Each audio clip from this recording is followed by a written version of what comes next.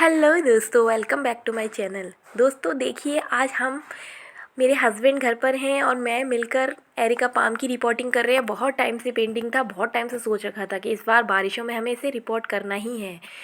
तो अब इसकी मिट्टी के लिए खासकर मैं आपको बताती हूँ कि रेत ज़रूर डालिएगा। हमने अभी रेत डाली है इसमें, और रेत के बिना तो मिट्टी तैयार हो ही नहीं सकती इसकी। और नीम खली ज़रूर डालिएगा, नीम खली भी डाली है क्योंकि फंगस लग जाता है इस प्लांट में बहुत जल्दी, रूट रॉट हो जाता है। तो ये बहुत ज़्यादा ज़रूरी है। एक तो रेत, एक नीम खली, और ये आप देख रहे हैं वाइट वाइट मैंने क्या डाला, ये है फंगीसाइड। मेरे पास ट्राइकोडर्मा था, आपके पास कोई सा भी हो आप वो डालिए, और ये ज़रूर डाल दीजिए मिट्टी तैयार करते टाइम। और फिर बचती है अपनी खाद, कोई भी कंपोस्ट हो आपके पास, गोबर की हो, वर्मी हो, कोई भी हो, आप वो डालिए। ये सब मिक्स कर दीजिए अच्छे से। मतलब कि हमारा मकसद है कि मिट्टी को पोरस बनाना। मिट्टी ऐसी होनी चाहिए जिसमें पानी बिल्कुल रुके ना। एरिका पाम में बहुत जल्दी रूट रॉट हो जाता है पानी ज़्यादा होने से, इसलिए हमें इस बात का ध्यान रखना होगा कि मिट्टी पोरस होनी चाहिए, मिट्टी सॉफ्ट होनी चाहिए। अब मैंने सोचा इस गमले में शिफ्ट करूँगी मैं एरिका को, तो इसमें छोटे छोटे प्लांट मैंने बीज से लगा दिए थे, ये करी पत्ता के, उन्हें निकाल के मैं किसी दूसरे छोटे पॉट में शिफ्ट करूँगी। और फिर इसको खाली किया, इसमें हमने उस मिट्टी को तैयार, जो मिट्टी हमने की है वो हम इसमें डालेंगे।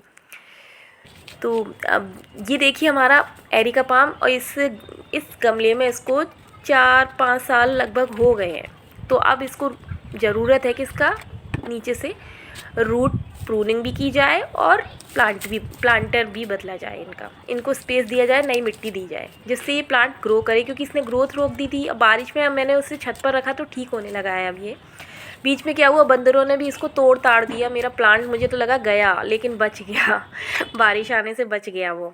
तो इसकी थोड़ी सी जो सूखी पत्तियां हैं वो सब हटानी होती हैं, वो सब हटा दीजिए। पत्ते जितनी भी कॉर्नर्स वगैरह में ये सूख रहे होते हैं, ब्राउन होते हैं, उन्हें हटा दीजिए। और देखिए हल्दी पाउडर भी ज़रूर डालिएगा इसकी मिट्टी में, क्योंकि हमें हर हाल में इसको फंगस से बचाना है। इसलिए इसमें हल्दी पाउडर, नीम खली और फंगीसाइड, तीनों चीज़ें डाली हैं मैंने। और रेत भी बहुत ज़रूरी है, जिससे मिट्टी में पानी रुके नहीं। तो इसकी मिट्टी ऐसी ज़रूर होनी चाहिए, ऐसी ही मिट्टी तैयार कीजिएगा। अब इसको निकालना बहुत मुश्किल हो रहा था, लेकिन फिर भी उन्होंने निकाल लिया, अच्छे से निकल गया।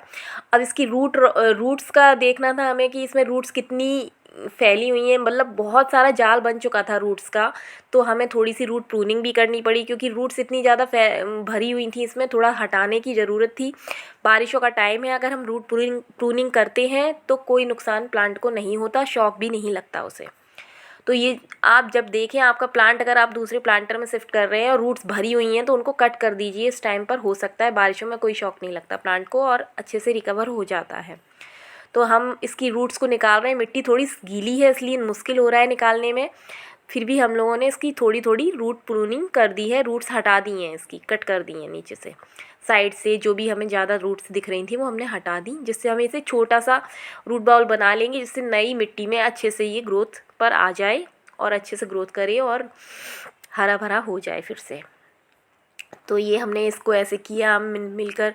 अब देखिए छोटा सा रूट बाउल दिख रहा है आपको इसका। अब तैयार मिट्टी को हम उसमें भर देंगे। अब बाकी अब मैंने नीम खली, मेरा मन नहीं मान रहा था, मैंने और डलवा ली उसमें नीम खली, जिससे कि प्लांट को बिल्कुल भी फंगस ना लगे। क्योंकि इस टाइम मुझे इस प्लांट का बहुत लगता है कि फंगस बहुत जल्दी लग जाता है इसमें, रूट रॉट भी बहुत जल्दी होता है मिट्टी में पानी ज़्यादा होने से। अब हमारी मिट्टी अच्छे से तैयार हो चुकी है। अब मैं श्योर हूँ कि इस मिट्टी में कोई नुकसान नहीं पहुँचने वाला है एरिका को। तो हमने इसमें अच्छे से मिट्टी को तैयार करके इसको चेक कर लिया कि इतनी स्पेस होनी चाहिए गमले में कि आगे हम उसमें और खाद मिट्टी डाल सकें और पानी भी इजीली डाल सकें। तो इस तरह से हम लोग ये सब करके इसको अच्छे से सेट कर देंगे। तो हमारा रिपोर्टिंग का काम एक बहुत बड़ा काम था। ये इस प्लांट को चेंज करना था मुझे, इतने दिनों से मैं सोच रही थी दूसरे गमले में लगाना था, तो आज आखिर हो ही गया ये काम। बहुत टाइम से सोच रही थी मैं। तो ये हमारा काम कंप्लीट हुआ, हमें बहुत शांति मिली, मिलकर दोनों ने कर लिया। और ये अब इसकी आप आपको मैं दिखाऊंगी इसको, जब इसका कंप्लीट हो जाएगा तो पिक्चर दिखाऊंगी। इतना अच्छा लग रहा था, बहुत देखकर इतनी खुशी मिल रही थी। अब मैं चाह रही हूँ बारिश आ जाए तो इसको थोड़ी सी बारिश का पानी भी मिल जाए। देखिए आप, अच्छा लग रहा है ना, कलर इसका खिल रहा है ना, ग्रीन ग्रीन हो गया है। और इसकी थोड़ी सी ब्राउन पत्तियाँ वगैरह सब हटा रहे हैं, जिससे कि और साफ़ सुथरा और सुंदर सा दिखे। एरिका को बारिश का पानी बहुत अच्छा रहता है, हरा कर देता है, नाइट्रोजन रिच होता है, तो उसको पानी ज़रूर दीजिए, लेकिन ओवर वाटरिंग से बचाइए।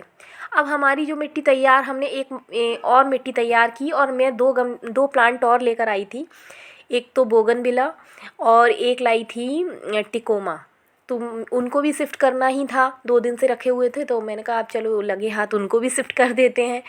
तो 2 गमलों में मैंने उनको भी शिफ्ट करवाया और मिट्टी तैयार। मिट्टी का वही तरीका है, रेत ज़रूर होनी चाहिए और वही सब डाला है मिट्टी में जो पहले एरिका में डाला था। तो ऐसी मिट्टी आपकी हर प्लांट के लिए बहुत परफेक्ट मिट्टी होती है और कोई दिक्कत नहीं देती। इसी तरह से आप मिट्टी बनाइए हर प्लांट के लिए।